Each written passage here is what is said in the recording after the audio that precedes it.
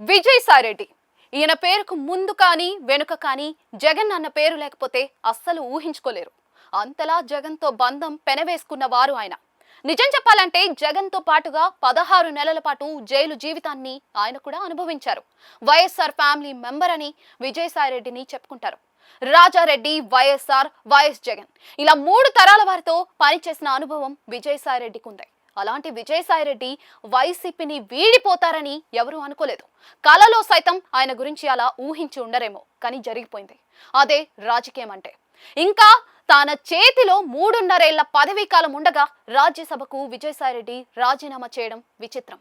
అది కూడా గతేడాది జనవరి 25న ఆయన రాజీనామా చేస్తున్నట్లుగా ప్రకటించి ఆ వెంటనే అమల్లో పెట్టేశారు.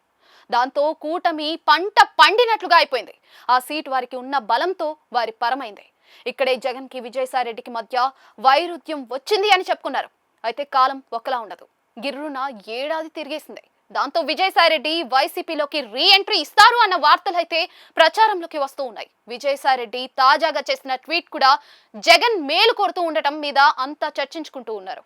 జగన్ కోటరీ మీద ఆయన తరచుగా విమర్శలు చేస్తున్నారు తప్ప జగన్ మీద కానే కాదు. ఆ విధంగా తాను జగన్ కి ఎప్పుడూ శ్రేయోభిలాషిలానే ఉంటానని తెలియజేస్తూ ఉన్నారు. మరోవైపు చూస్తే వైసీపీలో కూడా విజయసాయిరెడ్డి వెళ్ళాక ఆ స్థాయిలో పార్టీలో మేనేజ్ చేసేవారు లేరన్న టాక్ కూడా ఉంది. జగన్ సైతం విజయసాయిరెడ్డి విషయంలో మునుపటి కోపాన్ని తగ్గించుకున్నారని అంటూ ఉన్నారు.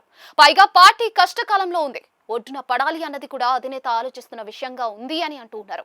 దాంతో అన్ని ఆలోచించుకున్న మీదటే సాయిరెడ్డి రీ ఎంట్రీకి గ్రీన్ సిగ్నల్ ఇచ్చేశారు అని ప్రచారం అయితే సాగుతూ ఉంది. ఇక వైసీపీలో చూస్తే చాలా మంది నేతలు పార్టీని వీడి ఉన్నారు.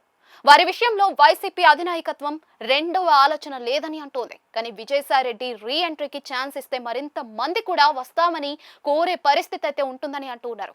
మరి వారి విషయంలో ఎలా వ్యవహరించాలి అన్నది వైసీపీలో సాగుతున్న చర్చగా చెప్తూ ఉన్నారు.